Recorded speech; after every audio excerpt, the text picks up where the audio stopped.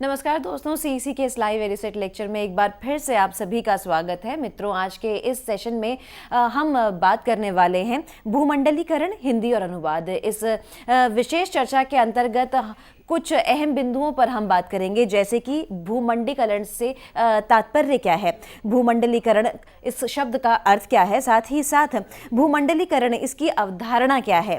भूमंडलीकरण को अगर हम ऐतिहासिक दृष्टि से देखें, इसे समझने की कोशिश करें, तो आज इस विशेष चर्चा में हम इस बिंदु पर भी बात करने वाले हैं। हम बात करेंगे कि किस तरह भूमंडलीकरण और भाषा का नया साम्राज्यवाद उत्पन्न हुआ, कैसे उसकी उत्पत्ति हुई। साथ ही साथ भूमंडलीकरण और हिंदी का विस्तार, इस पर बात होगी। और हम बात करेंगे भूमंडलीकरण और अनुवाद पर। और इसके लिए एक बार फिर से हमारे साथ हमारे स्टूडियो में मौजूद हैं डॉक्टर हरीश कुमार सेठी। डॉक्टर सेठी असिस्टेंट प्रोफेसर हैं इग्नू के school of translation studies and training विभाग में। तो मैं सबसे पहले स्वागत करना चाहूंगी हमारे आज के एक्सपर्ट डॉक्टर हरीश कुमार सेठी साहब का। सेठी साहब, आपका एक बार फिर से स्वागत है। और अपने छात्र छात्राओं को, यानी कि जितने भी स्टूडेंट्स इस वक्त हमें देख रहे हैं, बताना चाहूंगी कि निरंतर सेठी साहब यही कोशिश करते हैं कि कुछ ऐसे विषय आपके लिए लेकर आए जिनके माध्यम से आप अपने ज्ञान की वृद्धि करें। तो एक बार फिर से आपकी ज्ञान की वृद्धि करने के लिए डॉक्टर साहब हमारे साथ स्टूडियो में मौजूद हैं। तो डॉक्टर साहब, आपसे जानना चाहेंगे भूमंडलीकरण, जिसे हम अंग्रेजी में ग्लोबलाइजेशन कहते हैं, तो हिंदी और अनुवाद से इसका किस प्रकार से तालमेल है, या कह लें कि क्या सरोकार है? भूमंडलीकरण की अवधारणा जो है एक नई अवधारणा है, और आज हम देखें तो इस नई विश्व व्यवस्था के रूप में विश्व में जो भूमंडलीकरण की अनुगूंज हमें चारों तरफ सुनाई दे रही है, और इस कारण आज का विश्व जो है ग्लोबल विलेज के रूप में जो है परिवर्तित होता जा रहा है। विश्व की जो अर्थव्यवस्थाएं हैं वो भूमंडलीकरण की प्रक्रिया से गुजर रही हैं। भूमंडलीकरण आज की सामाजिक, आर्थिक और राजनीतिक चर्चाओं का केंद्र बना हुआ है। इस कारण हर तथ्य, विचार और परिणाम को भूमंडलीकरण के संदर्भ में देखना कोई अस्वाभाविक बात नहीं है। हम लोग जो है इसके इतिहास वगैरह के संदर्भ में थोड़ी सी बातचीत करते हुए हिंदी और अनुवाद पर केंद्रित करेंगे हमारे आज के व्याख्यान को। तो जब हम भूमंडलीकरण की बात करते हैं तो इसके लिए जो अंग्रेजी का शब्द जो है वो ग्लोबलाइजेशन है, और इसके हिंदी समतुल्य जो है कई हमें उपलब्ध नज़र आते हैं। जैसे हम देखें भूमंडलीकरण, वैश्वीकरण, विश्वग्राम, विश्वयातन, सांसारीकरण, जगतीकरण, सर्वव्यापीकरण, खगोलीकरण आदि। लेकिन इनमें से भूमंडलीकरण शब्द जो है सबसे अधिक प्रचलित है। भूमंडलीकरण शब्द का अगर हम अर्थ देखें तो भूमंडलीकरण शब्द का संबंध मूल रूप से वाणिज्य और व्यापार से है। यह संचार प्रौद्योगिकी और पूंजी के क्षेत्र से आया हुआ शब्द है। भूमंडलीकरण शब्द का व्याकरणिक पक्ष जो है वो ये बताता है कि जो भूमंडल नहीं है उसे भूमंडल बनाना। अर्थात भूमंडलीकरण में विश्व बाजार को एक ही क्षेत्र में देखा जाता है। इसमें बाजार संबंधी क्रियाओं सहित व्यापारिक कार्यकलापों का वैश्वीकरण है। भूमंडलीकरण के स्वरूप के संदर्भ में हम देखते हैं तो भूमंडलीकरण में प्रत्येक देश और अन्य देशों के साथ वस्तु, सेवा, पूंजी और बौद्धिक संपदा का अप्रतिबंधित आदान प्रदान है। इसे मोटे तौर पर पूंजी और श्रम के आदान प्रदान की दृष्टि से देखा जा सकता है। भूमंडलीकरण के निहितार्थ, मैं थोड़े इस पर भी बातचीत करना चाहूँगा। भूमंडलीकरण के निहितार्थ का मतलब यह है कि उसके कितने डायमेंशंस हैं, क्योंकि भूमंडलीकरण सिर्फ एक अवधारणा मात्र नहीं है, इसमें कुछ एक पक्ष शामिल हैं, जैसे अभी आप देख ही रहे हैं, निजीकरण, उदारीकरण, बाजारवाद, प्रतियोगी परिवेश का निर्माण और प्रौद्योगिकीय परिवर्तन जैसे पक्ष।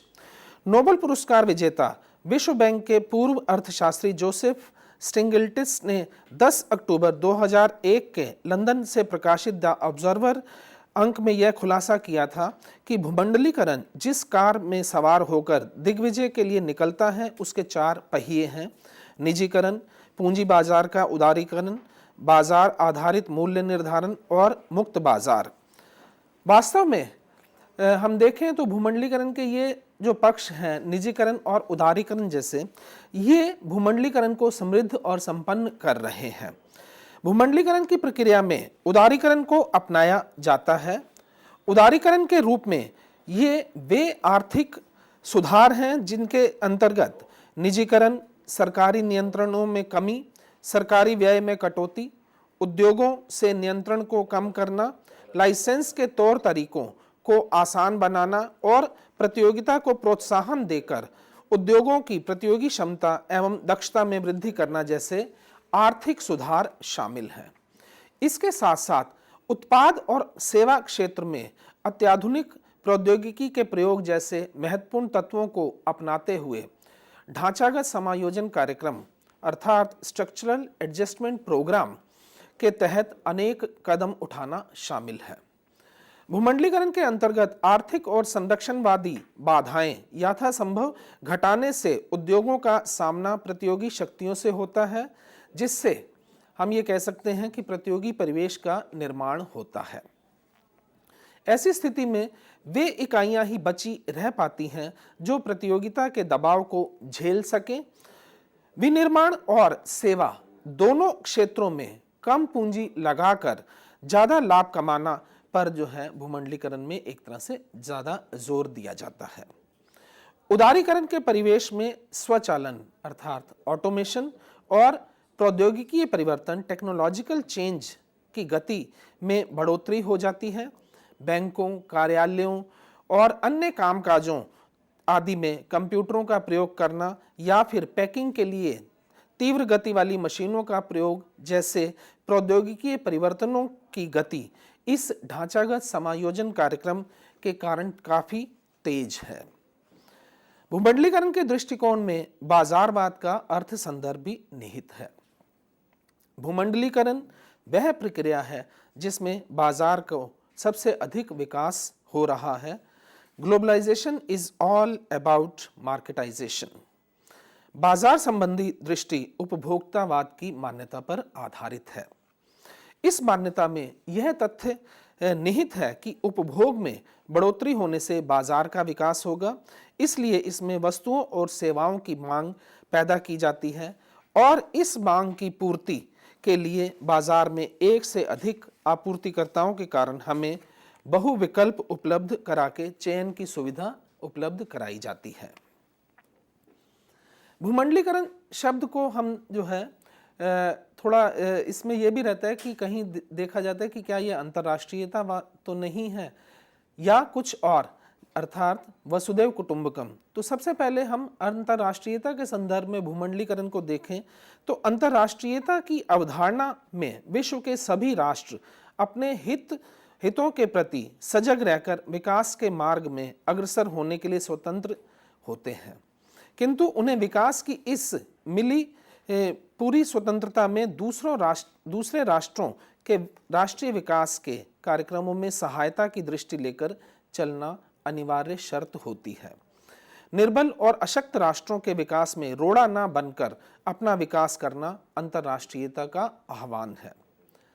डॉक्टर सुरेंद्र यादव ने माखनलाल चतुर्वेदी के काव्य में राष्ट्रीयता नामक अपनी पुस्तक में लिखा है कि अंतर्राष्ट्रीयता शांति, सहिष्णुता और भ्रातृत्व का एक ऐसा स्रोत है जो संकुचित सीमाओं में बंधे स्वार्थों, सिद्धांतों, भेदभावों तथा हिंसागत विचारों को बहाकर बहुत दूर, इतनी दूर ले जाता है कि विश्व का प्रत्येक प्राणी स्वच्छंद भयहीन होकर नित्य कर्मों का समुचित उपयोग कर सके। इस तरह अंतर्राष्ट्रीयता के स्वरों में राष्ट्रों के परस्पर वैमनस्य, वैर विरोध और संघर्ष की प्रवृत्ति को जड़ मूल से उखाड़ फेंकने की अनुगूंज है।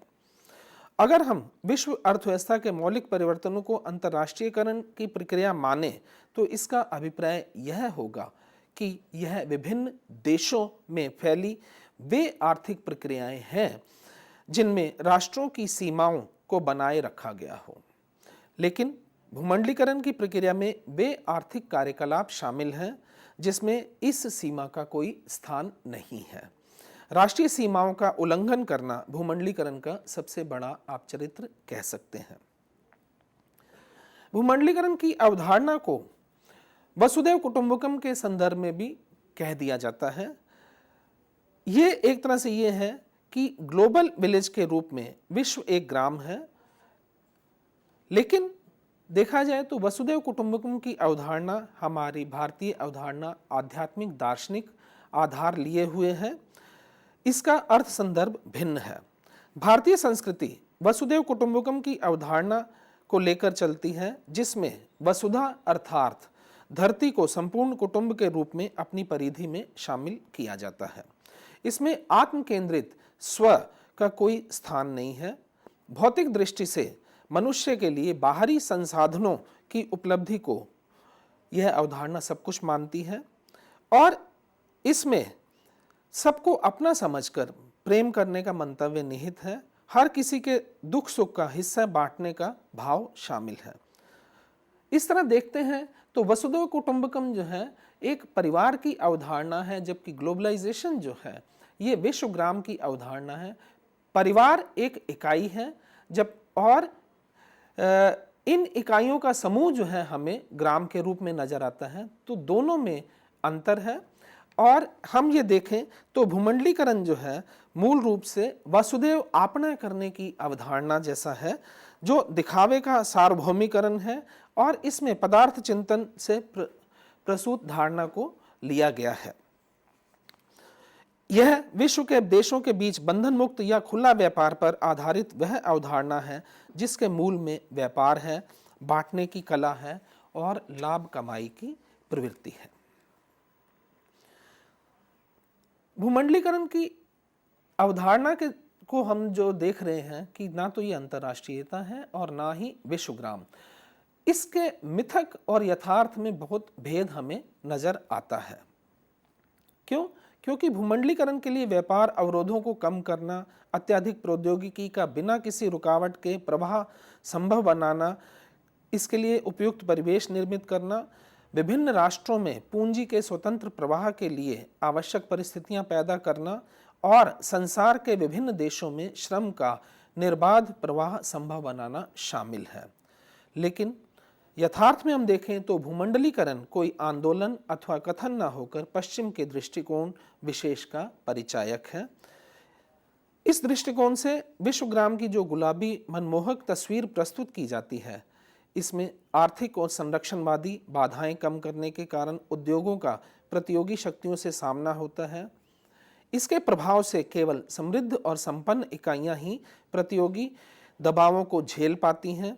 इसी प्रतियोगी दबाव के कारण विश्व अर्थव्यवस्था में बड़े पैमाने पर अधिग्रहण और विलय की प्रक्रिया चल पड़ती है और आर्थिक उदारीकरण, निजीकरण, विश्व व्यापार से जुड़ा बाजारवाद, जैव एवं बौद्धिक संपदा पर अनाधिकार पूर्वक आधिपत्य, तीसरी दुनिया के देशों से प्रतिभा पलायन की स्थितियां जैसे अनेक संदर्भ भूमंडलीकरण के विशिष्ट दृष्टिकोण को पुष्ट करते हैं। भूमंडलीकरण मूल रूप से देखें तो इसमें यह भाव भी निहित है कि राज्य को उत्पादन अथवा व्यवसाय से संबंधित कार्य में कोई भूमिका निभाने की जरूरत नहीं है। केवल कानून और व्यवस्था को बनाए रखना और बाहरी खतरों से रक्षा करना देश का कार्य है।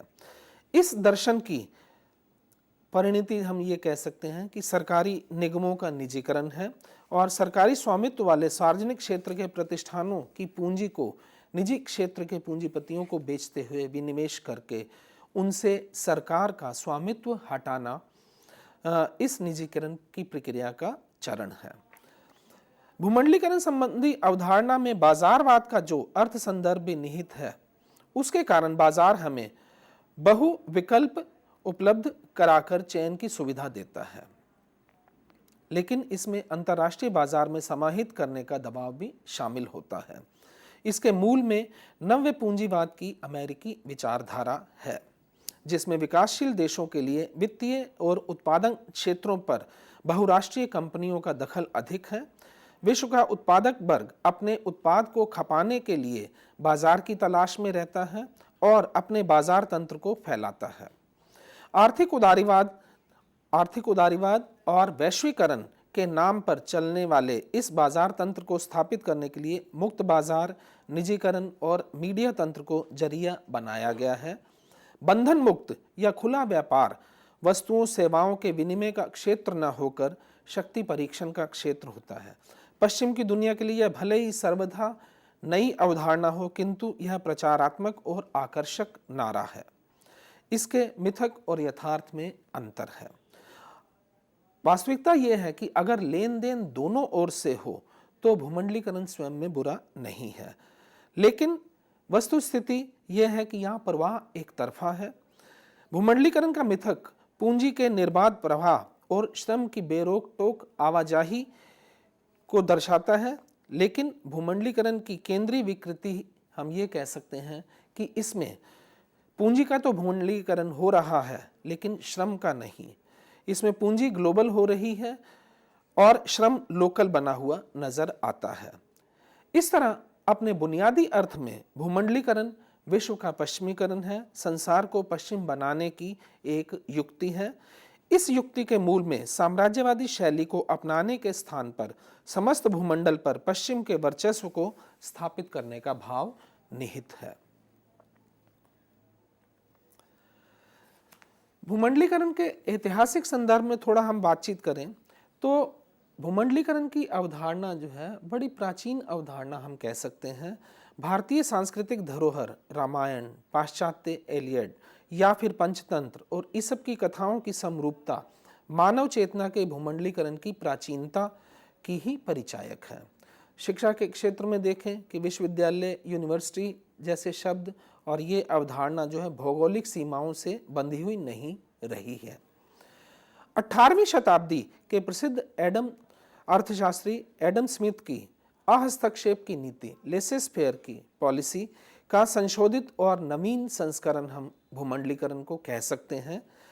इस नीति का यह अभिप्राय था कि देशी विदेशी व्यापार में कोई भेदभाव नहीं है।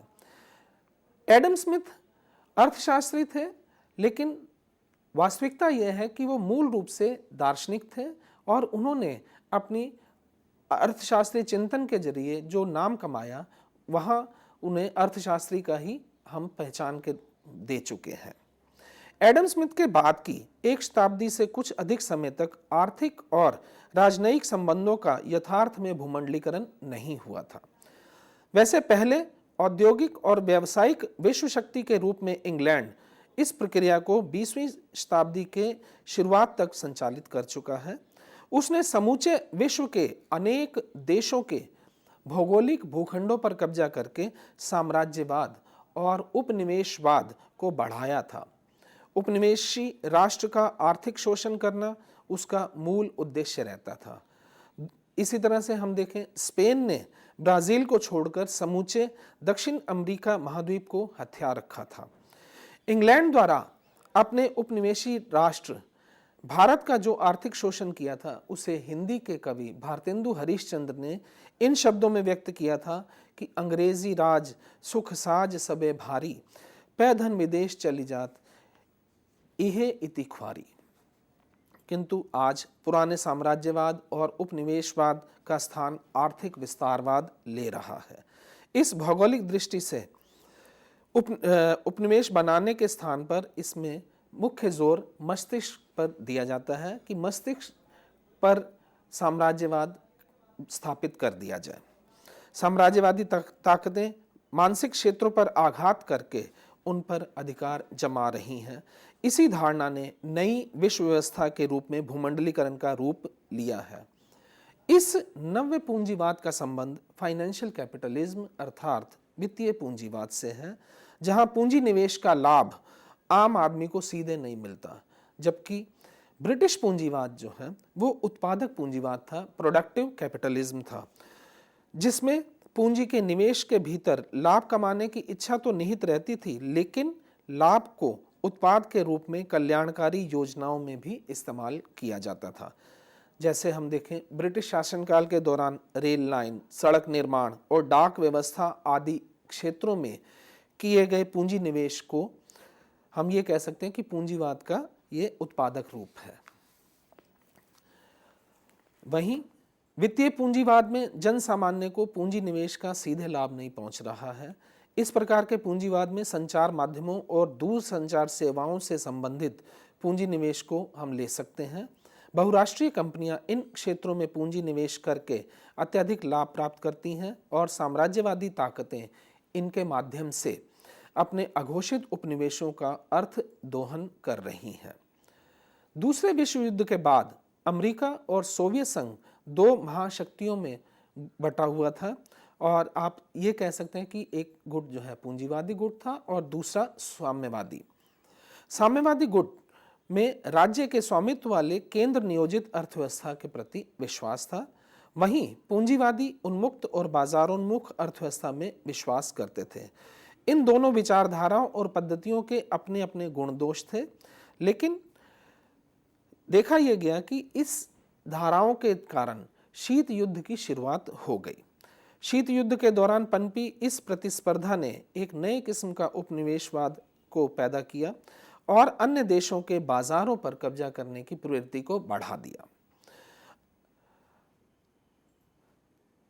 शीत युद्ध के दौरान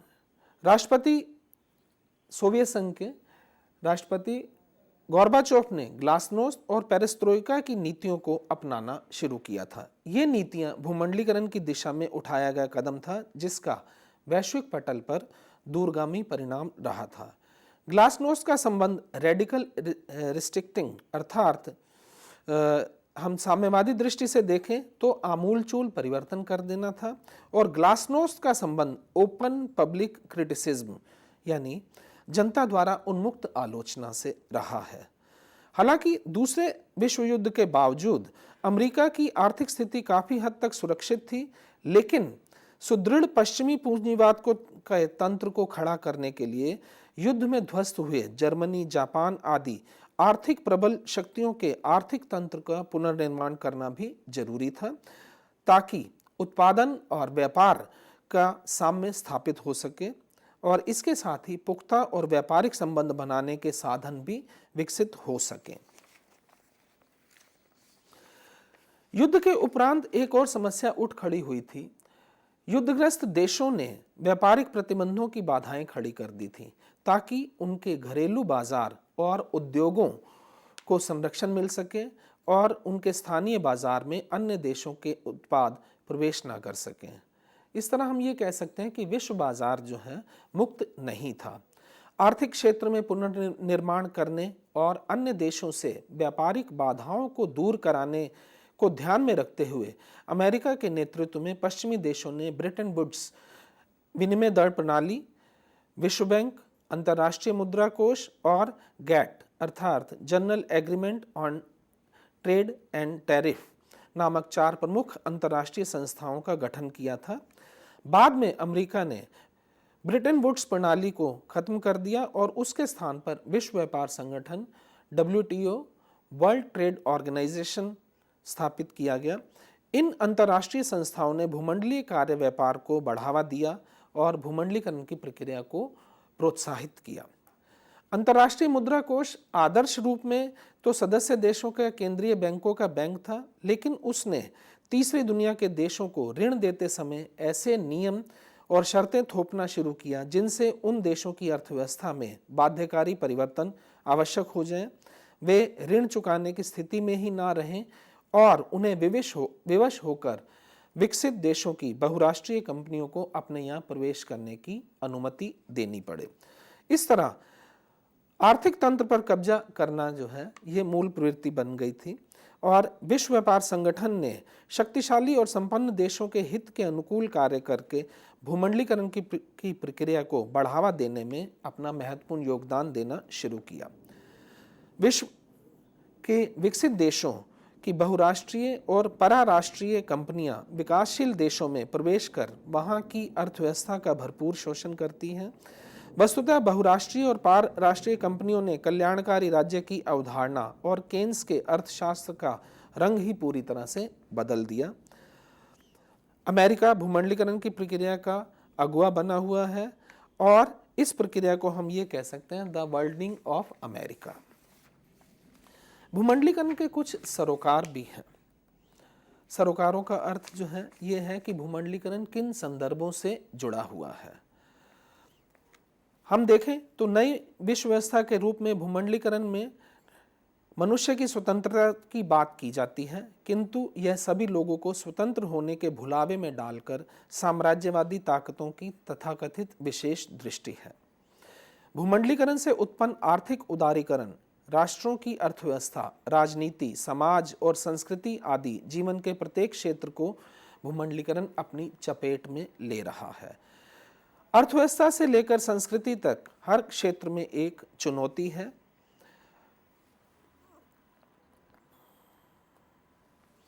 भूमंडलीकरण जो है ग्लोबल विलेज की आड़ में संवेदनशीलता, मनुष्यता, नैतिकता, सामाजिक पवित्रता जैसी संरचनाओं को धूल धूसरित कर रहा है और इससे भूमंडलीय सांस्कृतिक साम्राज्यवाद फैल रहा है। रोजगारों पर हमला, मुनाफाखोरी के भ्रष्ट फार्मूलों की खोज, कच्चे माल पर कब्जा, 5 स्टार कल्चर, हिंसा, आतंक, लूट, उपभोक्तावादी माफिया तंत्र की मायावाद के रूप में सामाजिक सांस्कृतिक अस्मिता को आहत करने वाली भूमंडलीय संस्कृति तेजी से अपना पांव पसार रही है। इसके विरुद्ध हमें सचेत होना भी अनिवार्य है। जहां भूमंडलीकरण के आर्थिक आदि सरोकार हैं, वहीं भाषाई सरोकार भी कम चिंतनीय नहीं है। भाषा का भी भूमंडलीकरण चल रहा है। भाषा के साम्राज्यवाद के रूप में उठा यह प्रश्न पूछ रहा है कि एक ही भाषा का प्रभुत्व क्यों? क्या केवल अंग्रेजी ही भूमंडलीकरण की भाषा है? अंग्रेजी को भूमंडलीकरण की अंतर्राष्ट्रीय बाजार की भाषा मानना ही भाषा का नया साम्राज्यवाद है। विश्व के अंग्रेजी के अलावा बोलने वाले जो देश हैं वो भी इस स्थिति से भिज्ञ हैं। उन्हें भी जानकारी है कि इस तरह जो है अंग्रेजी छा रही है और यही कारण है कि वो अपने आप को जो है अपनी भाषा को के प्रति बहुत सचेत हैं। यही कारण है कि जहां हम देखते हैं कि यूरोपीय देशों ने डॉलर और यूरो के बीच में जो स्पर्धा देखी तो यूरो को अपनाया और डॉलर को छोड़ दिया। उन्हें अंग्रेजी से परहेज नहीं है, लेकिन जापान और जर्मनी, फ्रांस जैसे देश जो हैं अंग्रेजी का साम्राज्य भी स्वीकार नहीं कर रही, पर उनकी उन्नति और विकास में किसी भी तरह की कोई बाधा नहीं हो रही है। इन देशों ने अपनी अपनी भाषाओं में अपनी वेबसाइटों की संरचना की है और उनके माध्यम से व्यापार करके वो लगातार विकास कर रहे हैं। वास्तविकता ये है कि अंग्रेजी को भूमंडलीकरण की भाषा मानना समुचित नहीं है। दूसरी ओर हम ये भी देखते हैं कि अंग्रेजी भाषा जो है वो भी उसके हम ये कह सकते हैं कि एक अलग तरह का विकास होता जा रहा है और ये विकास हमें जैसे ये नज़र आता है मोबाइल वगैरह की भाषा देखें तो हाउ आर यू लिखना है तो उसको आर यू जो है लिख के ARE और YOU का जो है प्रतिनिधित्व बना दिया जाता है और इसी तरह से CU के लिए C और U अल्फ़ाबेट ही इस्तेमाल में लाना जो है एक तरह का जो है नई अंग्रेजी का विकास हो रहा है। ऐसे में हमें ये देखना होगा कि भूमंडलीकरण के चलते जो भाषाई संकट है उससे बचने के लिए क्या करना होगा। जहां भाषाई संकट छा रहा है वहीं हम हिंदी के संदर्भ में देखें तो हिंदी का विस्तार हो रहा है। ये हमारी जो है आशावादी दृष्टि जो है भले ही कही जाए, लेकिन इस आशावादी दृष्टि में जो है हिंदी की जो अंतर्निहित शक्ति है और उसका जो सामर्थ्य है वो हमें ऐसी दृष्टि को अपनाने को मजबूर कर रहा है। आज भूमंडलीकरण हिंदी में नई ऊर्जा और विवेक का संचार कर रहा है। हालांकि भूमंडलीकरण के चलते हम देखें तो सूचना क्रांति जैसे क्षेत्रों में हिंदी के समक्ष अनेक चुनौतियां भी हैं, किंतु ये चुनौतियां हमें आतंकित नहीं करती हैं। हिंदी में पहले भी कई संक्रमणों का दौर जो है निकल चुका है और हिंदी ने उन दौर के दौरान जो है अपनी कई चुनौतियों का सामना किया और डटी रही। पिछली शताब्दियों में ही हम देखें तो फारसी और अंग्रेज़ी के दबाव हिंदी ने झेले। अंग्रेज़ी का दबाव जो है अभी वर्तमान में भी बना हुआ है, लेकिन इसके बावजूद हम देखते हैं कि हिंदी का उत्तरोत्तर विकास हो रहा है, हिंदी निखर संवर रही है। राष्ट्रीय आंदोलन के दौरान जो है हिंदी राष्ट्रीय चेतना की भाषा बनकर उभरी थी और राष्ट्रीय नेताओं ने हिंदी को राष्ट्रीय भाषा के रूप में स्वीकार किया था। और यही कारण रहा कि जब संविधान का निर्माण किया गया तो हिंदी के संबंध में राजभाषा संबंधी प्रावधान भी किए गए। संविधान के अनुच्छेद 343 से लेकर 351 तक संविधान में जो अनुच्छेद प्रावधान किए गए हैं उनके जरिए हिंदी भाषा को राजभाषा बनाया गया और राजभाषा के रूप में हिंदी का प्रयोग कैसे करना है, किन क्षेत्रों में करना है, ये स्थिति बनी रही। और संवैधानिक प्रावधानों के साथ आगे चलकर वैधानिक व्यवस्थाएं भी की गई, जिसमें राजभाषा अधिनियम 1967 जो है यथा संशोधित है, उसके अलावा राजभाषा नियम जैसी व्यवस्थाएं भी की गई ताकि हिंदी का प्रचार प्रसार बढ़े और प्रशासन के क्षेत्र की भाषा बन सके। मुख्य बात ये रही है हिंदी के संदर्भ में हम देखें तो आज़ादी के बाद इसके विस्तार को तो ध्यान में रखा गया, लेकिन थोपने की प्रवृत्ति नहीं रही है। इसके स्थान पर आदान प्रदान की लोकतांत्रिक प्रक्रिया पर बल देकर हिंदी के विकास के प्रयास किए गए। हालांकि संविधान में जो व्यवस्था की गई थी उसको जब हम देखते हैं तो उसमें यह व्यवस्था थी कि 15 वर्ष का समय जो दिया गया था, अर्थात 1965 के बाद हिंदी राजभाषा के रूप में काम करेगी, ये थोड़ा हितकारी नहीं रहा था। और 1965 तक आते आते राष्ट्रीयता का जोश भी ठंडा पड़ गया था और राष्ट्रीयता की प्रतीक हिंदी भाषा राजनीति का शास्त्र बन गई। लेकिन हम ये भी देखते हैं कि हिंदी उस दौर में भी उभर कर सामने आई थी। आज हिंदी एक समर्थ मानक भाषा का रूप ले चुकी है। भारतीय परिदृश्य में देखते हैं तो इसमें प्रयोग के क्षेत्रों में जो है ये व्यापक होती जा रही है और ये व्यापक से व्यापकतर जो है भूमिका निभा रही है। भले ही चाहे विज्ञान और प्रौद्योगिकी का क्षेत्र हो, वाणिज्य व्यापार का क्षेत्र हो, प्रशासन का क्षेत्र हो, बैंकिंग हो या फिर अन्य कोई भी विशेषीकृत क्षेत्र, इन सब में जो है हिंदी के प्रयोग की वृद्धि हो रही है। आज हिंदी इतनी शक्ति सामर्थ्य को धारण कर चुकी है कि भाषाई साम्राज्यवादी भूमंडलीकरण की चुनौती का सामना करने में भी समर्थ और सक्षम सिद्ध हो रही है। भूमंडलीकरण के परिप्रेक्ष्य में हम हिंदी के विचार करते हैं तो भारत की ज्ञान विज्ञान, वाणिज्य व्यापार, रक्षा अनुसंधान आदि क्षेत्रों में इसके विकास ने विकसित और विकासशील देशों को प्रभावित किया है। भारत का जो भिन्न क्षेत्रों में विकास हो रहा है, विकसित देश उससे जो है प्रभाव क्षेत्र में आ चुके हैं।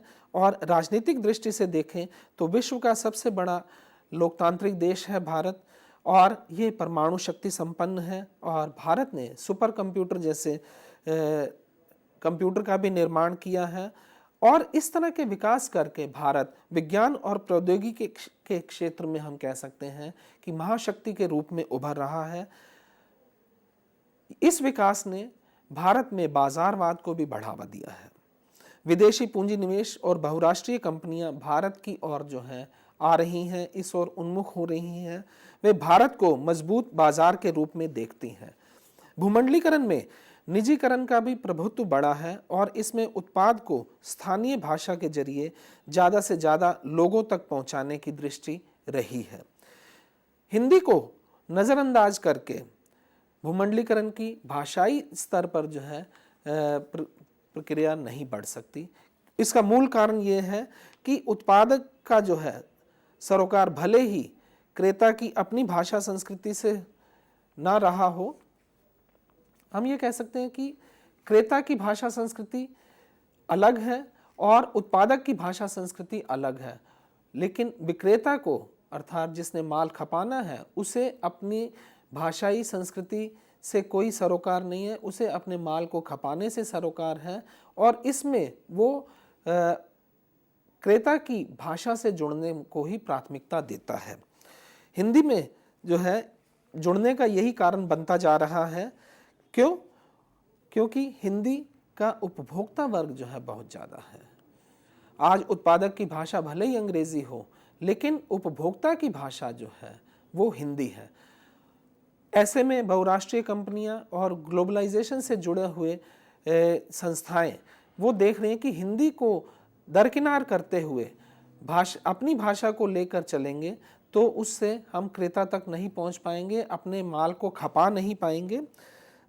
यही कारण है कि बहुराष्ट्रीय कंपनियों में जो है मीडिया की भाषा भी हिंदी बनती जा रही है। बहुराष्ट्रीय कंपनियां अपने प्रचार प्रसार में हिंदी को माध्यम बना रही हैं, लेकिन इस स्थिति के बावजूद हमें यह भी ध्यान में रखना होगा कि हिंदी कमाई की भाषा तो बनी हुई है, पर उस पर नियंत्रण जो है वो अंग्रेजी भाषा वालों का ही है, जो हमारे ऊपर गाहे बगाहे हम ये कह सकते हैं कि अपनी भाषा और संस्कृति को भी थोप रहे हैं। भूमंडलीकरण की प्रक्रिया में भाषा का विकास जो है ये संभव हो पाता है संख्या बल पर, और आज हम देखते हैं कि हिंदी विश्व में जो है अपना विशेष स्थान बनाए हुए है। भारत की जहां वो संपर्क भाषा है, वहीं विश्व के अनेक देशों में व्यवहार में लाई जा रही है।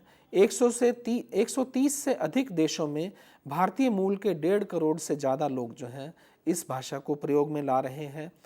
विश्व के 150 विश्वविद्यालयों में पीएचडी तक हिंदी का अध्यापन हो रहा है, और संख्या के स्तर पर ही देखें तो मातृभाषा के रूप में प्रयोग करने वाले 33.5 करोड़ लोग हैं, और संपर्क भाषा वाले भी शामिल करें तो और भी संख्या बढ़ जाएगी।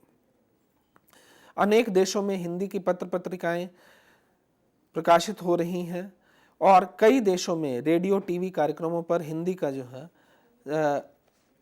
व्यवहार में लाया जा रहा है।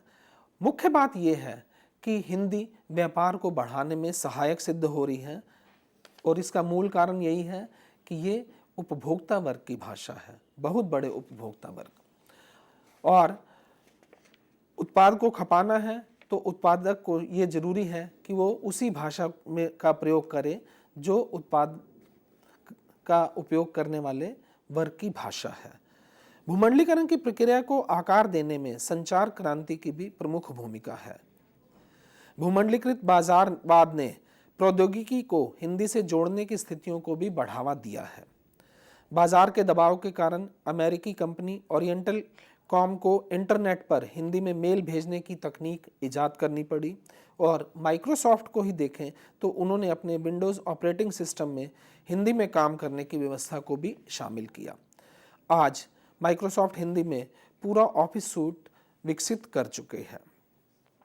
प्रौद्योगिकी संबंधी विकास के कारण हिंदी सीखना पहले की तुलना में अब सरल हो गया है। कंप्यूटर साधित भाषा शिक्षण के लिए लीला हिंदी प्रबोध, लीला हिंदी प्रवीण और लीला हिंदी प्राज्ञ जैसे सॉफ्टवेयर उपलब्ध हैं। वास्तविकता ये है कि भूमंडलीकरण के कारण हिंदी की पहुंच व्यापक हुई है। अब ज़्यादा अन्य भाषी हिंदी का व्यवहार कर रहे हैं। अनेक विदेशी चैनल हिंदी में अपने कार्यक्रम प्रसारित कर रहे हैं।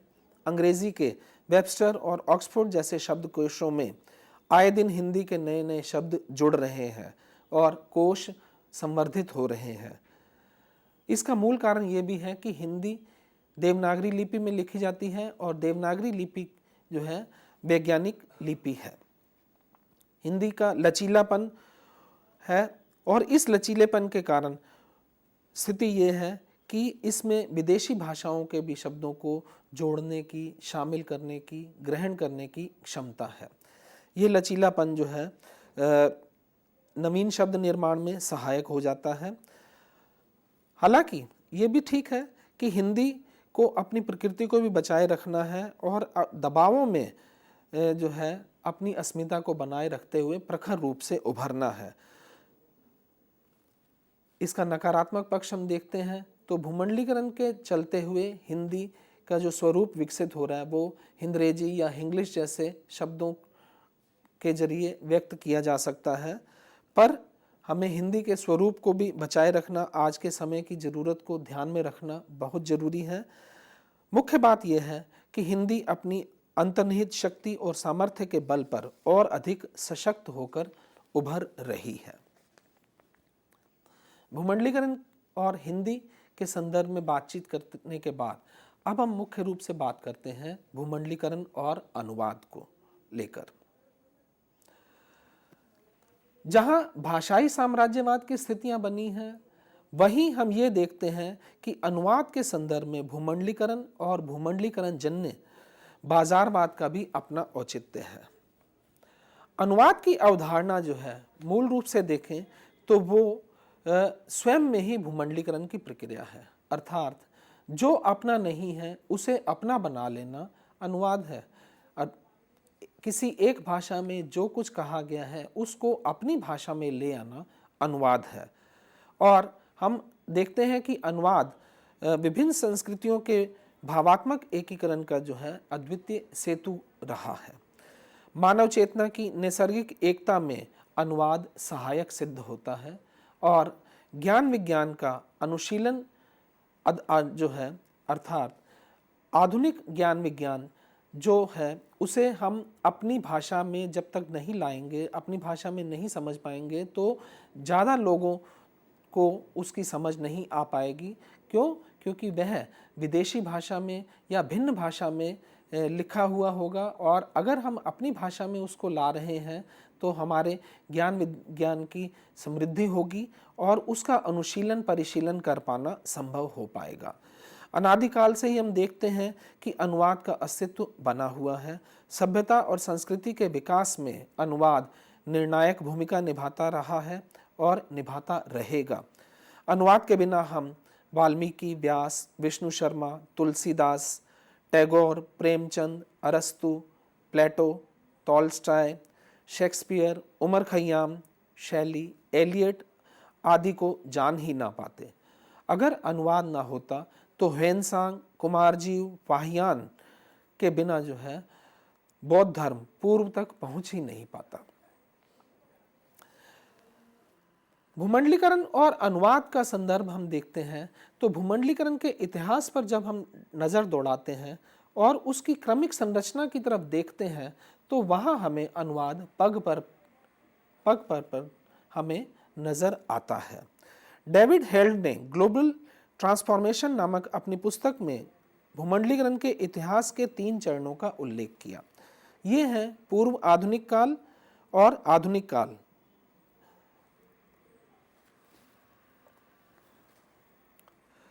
पूर्व आधुनिक काल में जो है भूमंडलीकरण का केंद्र धर्म था, जबकि आधुनिक काल के आरंभ में भूमंडलीकरण साम्राज्यवाद के रूप में नजर आता है। उसके साथ ही औद्योगिक क्रांति और शीत युद्ध सरीखे आयाम भी भूमंडलीकरण से जुड़ गए। पूर्व आधुनिक काल में हम देखते हैं कि धर्म के स्तर पर बाइबल के अनेक भाषाओं के अनुवाद ने ईसाई धर्म को भूमंडलीकृत करने में महत्वपूर्ण भूमिका निभाई थी। वैदिक साहित्य, मानस आदि के अनुवाद रूपी प्रयासों ने विश्व को भारतीय वाङ्मय के ज्ञान से परिचित कराया था। वहीं आधुनिक काल में भूमंडलीकरण यूरोपीय ग्लोबल साम्राज्य, पश्चिमी सेकुलर विमर्श, रेल, समुद्री जहाज, टेलीफोन, टेलीविज़न के रूप में नज़र आता है। और वर्तमान में जो भूमंडलीकरण चल रहा है वह उत्तर शीत युद्धकालीन संबंधों, विश्व बाजार, बहुराष्ट्रीय कंपनियों के प्रसार आदि पक्षों से जुड़ा हुआ है। ये विस्तार अनुवाद के बिना संभव नहीं था। विज्ञान और प्रौद्योगिकी में जो प्रगति हुई है उसके बावजूद अनुवाद के अभाव में विश्व सिमटकर एक ग्राम, एक परिवार जैसा कभी भी नहीं हो पाता। अनुवाद वह अमोघ अस्त्र है जो भूमंडलीकरण को सही अर्थवत्ता प्रदान कर रहा है। भूमंडलीकरण के मार्ग में राष्ट्रीय, क्षेत्रीय भाषाएं बाधक बनकर आती हैं और उनमें संपर्क सेतु की भूमिका जो है अनुवाद ही निभा पाता है। अगर भूमंडलीकरण व्यापार के लिए देश काल की दूरियां मिटाने की युक्ति है तो अनुवाद उसे मूर्त रूप प्रदान करने का साधन। भाषाई भेद की स्थिति में परस्पर संवाद का समाधान है अनुवाद। भूमंडलीकरण के आज के युग में विज्ञान की भूमिका सर्वाधिक महत्वपूर्ण है और इस भूमिका में इसकी जो पृष्ठभूमि है उसमें ग्लोबलाइजेशन की महत्वपूर्ण भूमिका है। विश्व के तमाम वैज्ञानिकों का परस्पर सहयोग के साथ साथ उनके ज्ञान आविष्कारों का अपेक्षित सहयोग सर्वाधिक सुलभ हो रहा है। प्राचीन काल में आविष्कारों, खोजों की गति बहुत धीमी थी और इस कारण वो अन्य देशों तक उसका जानकारी देर से पहुंच पाती थी। वहीं आज संचार और आवागमन के जो साधनों में विकास हुआ है वो बड़ी जल्दी ही उसको सुलभ कर देते हैं। वैज्ञानिक लोग परस्पर विचार विमर्श एक दूसरे से अवगत कराने की स्थिति में बनते हैं, लेकिन सच्चाई ये भी है कि यह तभी लाभप्रद हो पाता है जब ऐसी भाषा उपलब्ध हो जिसे वे समझ सकें, और इसमें अनुवाद जो है महत्वपूर्ण कड़ी का काम करता है। भूमंडलीकरण की प्रक्रिया में सूचना प्रौद्योगिकी से अनुवाद के माध्यम से सार्थक रिश्ता स्थापित हो रहा है। वैश्विक ग्राम की अवधारणा के निर्माण में संचार प्रौद्योगिकी का बहुत बड़ा हाथ है। सूचना क्रांति इस भूमंडलीकरण की वाहक है और सूचना प्रौद्योगिकी के रूप में जो इसका वाहक है वह है कंप्यूटर। सूचना और ज्ञान के मार्ग में बाहरी संसार से संपर्क जो है अनुवाद के द्वारा ही सार्थक हो पा रहा है। और सूचना प्रौद्योगिकी में हम देखते हैं कि जहां सूचना का उत्पादन, सूत्रबद्धता, सूचना दर्ज करना, सूचना संग्रहण और उसे संसाधित करने जैसे पक्ष शामिल हैं, वहीं इसे प्रसारित करने के आयाम भी शामिल हैं। सूचना प्रौद्योगिकी में कंप्यूटर और माइक्रो इलेक्ट्रॉनिक्स और अन्य संचार प्रौद्योगिकियाँ भी शामिल हैं। और सूचना प्रौद्योगिकी के विकास का ही एक परिणाम रहा है इंटरनेट। इंटरनेट ने भी कंप्यूटर के जरिए भूमंडलीकरण को प्रमाणित किया है। इंटरनेट के जरिए दुनिया के किसी भी कोने से संपर्क किया जा सकता है, वाणिज्य व्यापार किया जा सकता है, और ये तभी संभव हो पाता है जब उसमें अनुवाद का सहारा ले लिया जाए। इंटरनेट ज्ञान विज्ञान के अथाह भंडार से साक्षात का जरिया है। जहाँ भाषा की बाधकता बनती है वहाँ अनुवाद ही माध्यम सिद्ध होता है। देश विदेश की सूचनाओं को अनुवाद के माध्यम से ही पहुँच पाना संभव होता है। भूमंडलीकरण की वाहक सूचना क्रांति से कंप्यूटर अनुवाद जैसी अवधारणाएं भी विकसित हुई हैं। भूमंडलीकरण का संदर्भ बाजारवाद से भी जुड़ा हुआ है और इस व्यवस्था में उपभोग में बढ़ोतरी से बाजार के विकास को जोड़कर देखा जा सकता है। जिस उत्पाद का उपभोक्ता वर्ग जितना बड़ा होगा वह उत्पाद बाजार में उतना ही सफल सिद्ध होता है। उत्पादक और उपभोक्ता की अगर भाषा भिन्न है तो वहाँ संपर्क सेतु के रूप में जो है अनुवाद ही काम करता है। यह बाजारवादिता हम देखते हैं अंतर्राष्ट्रीय स्तर पर भी नज़र आती है, हमें राष्ट्रीय स्तर पर भी, और यहाँ तक कि स्थानीय स्तर पर भी इसकी उपस्थिति देखी जा सकती है।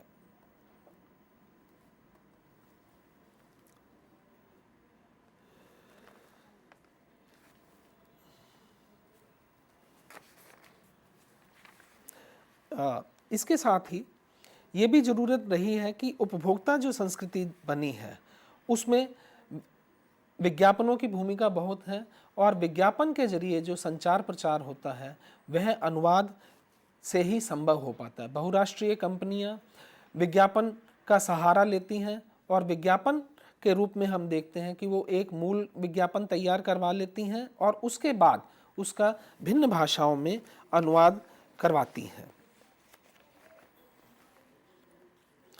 भूमंडलीकरण से पर्यटन को भी बढ़ावा मिला है और इस क्षेत्र में अनुवाद की अपार संभावनाएं विकसित हो रही हैं। भूमंडलीकरण के चलते अनुवाद के क्षेत्र में ही हम देखते हैं तो नए नए आयाम भी जुड़ रहे हैं। Dress designing, fashion technology, interior decoration जैसे आयाम खास तौर पे इनकी चर्चा की जा सकती है।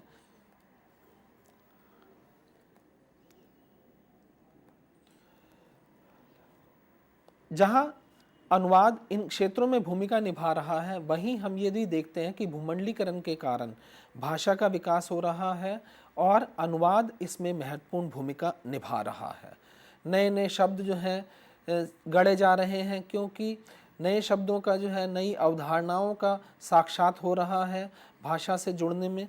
और अगर हम अपने भाषा में विकास करना चाहते हैं तो नए शब्दावली को स्वीकार करना होगा और नए नए शब्दों को गढ़ना होगा ताकि हम विकास से जुड़ सकें, भूमंडलीकरण से जुड़ सकें। निष्कर्ष के रूप में हम ये कह सकते हैं कि विश्व की राष्ट्रीय अर्थव्यवस्थाओं में हो रहे भूमंडलीय एकीकरण की प्रक्रिया ना तो आर्थिक कार्यकलापों का एकीकरण है और ना ही वसुधैव कुटुंबकम की पुनीत भावना। भूमंडलीकरण अपरिहार्य है। इसमें जहाँ कई अवसर भी हैं वहीं इसके खतरे भी हैं, जिस ओर ध्यान देने की आवश्यकता है। भूमंडलीकरण के चलते भाषाई संकट की ओर भी ध्यान देना होगा। इसके साथ ही ये भी जरूरी है कि हम ये देखें कि हिंदी और अनुवाद के संदर्भ में क्या स्थिति है। भूमंडलीकरण हिंदी में जो है नई ऊर्जा और विवेक का संचार कर रहा है और अनुवाद के क्षेत्र में सार्थक भूमिका निभा रहा है।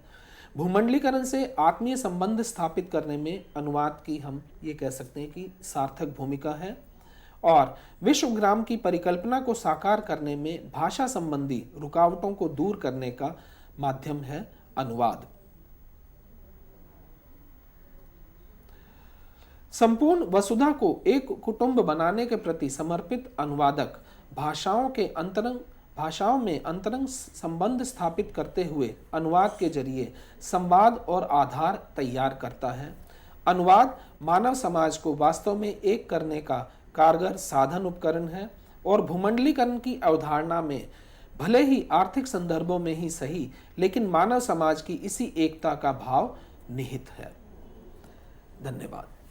जी, बहुत बहुत धन्यवाद सीठी साहब आपका। आपने जिस तरीके से भूमंडलीकरण का तात्पर्य हमें समझाया, साथ ही साथ बताया आपने कि किस प्रकार हिंदी और उसका अनुवाद कितना ज़रूरी हो जाता है जब हम भूमंडलीकरण की बात करते हैं, क्योंकि भूमंडलीकरण एक शब्द नहीं पर कह सकते हैं कि एक ऐसा माध्यम है जिसके ज़रिए हम पूरे विश्व को एक थाली में परोस सकते हैं, एक थाली में उसको समा सकते हैं, क्योंकि विभिन्न लोग विभिन्न प्रांतों और विभिन्न देशों के लोग एकजुट हो सकते हैं अगर कहते हैं कि अगर भाषा सबकी एक समान हो जाए और आचार व्यवहार का साधन एक हो जाए, तो भूमंडलीकरण जैसा शब्द जो है ऐसा लगने लगता है जैसे हम किसी एक शहर की बात कर रहे हैं, वहाँ पर रहने वाले लोगों की बात कर रहे हैं। जैसा कि आपने बहुत सारे परिप्रेक्ष्य यहाँ पर समझाए, टेक्नोलॉजी इसमें था, साथ ही साथ आपने व्यापार को भी एक अहम मुद्दा यहाँ पर बनाकर सामने रखा कि किस प्रकार से व्यापार आसान हो सकता है जब हम विभिन्न देशों की बात कर रहे हैं और हम ये बात कर रहे हैं कि भूमंडलीकरण हो, यानी कि भूमंडलीकरण के माध्यम से हम विभिन्न लोगों को जोड़ें, विभिन्न माध्यमों के जरिए जोड़ें। जैसा कि आज के परिप्रेक्ष्य में हम देखते हैं कि किस तरीके से छात्र छात्राओं की अगर बात करें तो वो देश विदेश जाते हैं पढ़ने के लिए, या वहाँ के जितने भी छात्र छात्र हैं हमारे भारत में आते हैं, हमारे देश में आते हैं, अन्य देशों में जाते हैं, तो इसमें हिंदी और अनुवाद की क्या भूमिका रहती है? देखिए, भूमंडलीकरण की अवधारणा में मूल रूप से ये जो है जरूरी है कि दूसरों को से जुड़ना, दूसरे जो है अर्थात पूरा का पूरा जो है हम ये कह सकते हैं कि ग्राम की अवधारणा है। कोई भी देश समाज भूमंडलीकरण से बच नहीं सकता, अगर बचना चाहता है तो विकास से पिछड़ा रह जाएगा। और ऐसे में ये है कि भूमंडलीकरण के चलते हुए जो स्थितियां बन रही हैं, वहाँ भाषा का साम्राज्यवाद भले ही फैल रहा हो, लेकिन स्थानीय भाषाओं का भी जो है अपना अस्तित्व बन रहा है, क्योंकि भूमंडलीकरण में जहाँ हम जुड़ रहे हैं देशों समाजों से, वहीं उन देशों समाजों की भाषाओं को हम नज़रअंदाज नहीं कर सकते। भूमंडलीकरण की प्रक्रिया में जितना हम अधिक जुड़ेंगे, उद्योग जगत जो है जितना जुड़ेगा, जिसे हम ये कहेंगे अधिग्रहण विलय जैसी जो स्थितियां बन रही हैं, अपने माल को खपाने की तरफ जोड़ेंगे, बाज़ार पर जो है कब्जा करने की कोशिश करेंगे, तो उसमें ये ज़रूरी है कि वहाँ की भाषा से जुड़ें, उस भाषा को पहचानें, और उसमें अनुवाद जो है एक सार्थक भूमिका निभा रहा है। जहाँ तक बात आपने बताई विद्यार्थियों को लेकर, विद्यार्थियों का भी एक तरह से जो है आवागमन हो रहा है। जो हमारे देश के मुकाबले में ज़्यादा विकसित देश हैं, उस तरफ जो है भारतीय विद्यार्थी जो है एक तरह से जो है अध्ययन के लिए जा रहे हैं, वहीं कम विकासशील देश जो हैं वो भारत जैसे देश में जो है आके शिक्षा ग्रहण कर रहे हैं। तो इस तरह का आवागमन जो है बहुत चल रहा है, और ऐसे में भाषा और अनुवाद ये दो पक्ष हैं जिनको हम किसी भी तरह से नज़रअंदाज नहीं कर सकते हैं। बिल्कुल नज़रअंदाज नहीं किया जा सकता है। और यहाँ पर एक और बात सामने आती है कि ना केवल विद्यार्थियों की बात की जाए, पर अगर अन्य जनमानस की बात भी की जाए तो हिंदी को पढ़ने, हिंदी को समझने का जो रुझान है लोगों में काफ़ी बढ़ रहा है। हाल ही मेरी किसी से बात हुई तो उन्होंने कहा कि वो हिंदी पत्र पत्रिकाओं को पढ़ना चाहते हैं और वो विदेश में रहते हैं, उनकी भाषा जो है विदेशी भाषा हो चुकी है, पर क्योंकि हिंदी उपन्यास, हिंदी कविताएं उनको इतनी ज़्यादा पसंद आती हैं कि उनको जब वो सुनते हैं लोगों के मुख से तो उनके मन में रुझान होता है कि क्यों ना हम भी हिंदी सीखें। तो ऐसे में कितना लाभदायक है? गीतिका जी, मैं आपको बताना चाहता हूँ कि हिंदी पत्रिकाएं जो हैं सिर्फ भारत में ही नहीं विदेशों में भी खूब छप रही हैं। जैसे हम नॉर्वे की ही बात करें, वहाँ पर शांतिदूत और अप्रवासी टाइम है। इंग्लैंड में जो है पुरवाई नाम से जो है पत्रिकाएं छप रही हैं। इसके अलावा अमेरिका में जो है सौरभ, विवेक, और जापान में हम देखें तो जापान भारती, सर्वोदय आदि जो है ये पत्रिकाएं खूब चलन में हैं।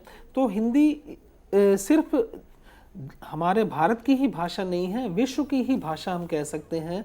विश्व में जो है इसका प्रचार प्रसार प्रयोग जो है खूब हो रहा है। मैं तो इसी जो है आशावादिता को आधार लेकर चलता हूँ जो है। जी, जैसा कि आपने अभी थोड़ी देर पहले कहा था कि नई शब्दावली जुड़ रही है, क्योंकि जब हम अनुवाद की बात करते हैं और बदलते दौर के साथ बहुत सारी चीज़ें बदलती हैं, कभी कभी तो हम ये भी कह देते हैं कि इंग्लिश जैसे शब्द अब उत्पन्न होने लगे हैं। तो ये जो नई शब्दावली आ रही है, वैसे तो कहते हैं कि हर चीज़ इंसान की सहूलियत के हिसाब से वो उसमें फेरबदल कर लेता है। ये शब्दावली जो नई जुड़ रही है, ये किस मापदंड तक सही है या कहाँ तक सही है और कहाँ तक गलत है? देखिए, शब्दावली से जुड़ना जरूरी है। नई शब्दावली आ रही है और उसके मूल में ये कारण है कि नई नई अवधारणाएं हमारे सामने आ रही हैं। अगर हमें विकास करना है, विकास से जुड़े रहना है, तो हम शब्दावली से परहेज नहीं कर सकते। लेकिन ये बहुत ज़रूरी है कि उसको यथावत ही स्वीकार करते जाना भी एक हद तक तो स्वीकार्य हो सकता है। लेकिन यही प्रवृत्ति अगर बनी रही तो वो दिन भी दूर नहीं रहेगा कि जब आपकी भाषा की वाक्य संरचना तो आपकी होगी, बाकी उसमें शब्द जो हैं सभी विदेशी होंगे। ऐसे में ये बहुत ज़रूरी है कि जुडिशियस तरीके से शब्दावली का जो है निर्माण किया जाए। इस निर्माण में जो है हम देखते हैं कि नवनिर्माण जैसा किया जाता है कि हिंदी के जो शब्द निर्माण की प्रक्रिया है, अर्थात तत्सम तद्भव शब्द हैं या उन धातुओं में उपसर्ग, प्रत्यय, संधि, समास के जरिए शब्दावली निर्माण करना, उसका अनुकूलन कर लेना या उसे यथावत ले लेना, और इसके साथ साथ शब्दानुवाद भी करना, ऐसी भी स्थितियां जो है बनी हैं। और यही कारण है कि अगर हम देखते हैं कि डायमंड जुबली जैसा शब्द है तो हीरक जयंती बना, तो डायमंड और जुबली ये शब्दानुवाद का उदाहरण है, हीरक जयंती जो है। तो हमें सिर्फ एक ही प्रवृत्ति को अपनाकर, अर्थात उन शब्दों को ले लेना ही वो ठीक नहीं। शब्दावली निर्माण की जो है समन्वय वाली दृष्टि हमें अपनाने की आवश्यकता है। बिल्कुल, बदलाव ज़रूरी है और बदलाव के साथ अगर ज़िंदगी को आगे बढ़ाया जाए तो निश्चित ही सफलता हमारे कदमों पर, यानी कि हमारे कदम चूमती है। पर बस भाषा को लेकर, यानी कि हिंदी भाषा को लेकर हम इतना ही कहना चाहेंगे कि अनुवाद हो, उच्च स्तरीय अनुवाद हो, पर भाषा की आत्मीयता कभी समाप्त न हो, इसकी हम कामना भी करते हैं और कल्पना भी करते हैं। और इसी के साथ डॉक्टर हरीश कुमार सेठी का हम धन्यवाद कहना चाहेंगे कि इतना अहम विषय वो लेकर आए और हमारे स्टूडेंट्स के साथ उन्होंने शेयर किया। तो हमारे साथ जुड़ने के लिए आपका बहुत बहुत शुक्रिया। धन्यवाद।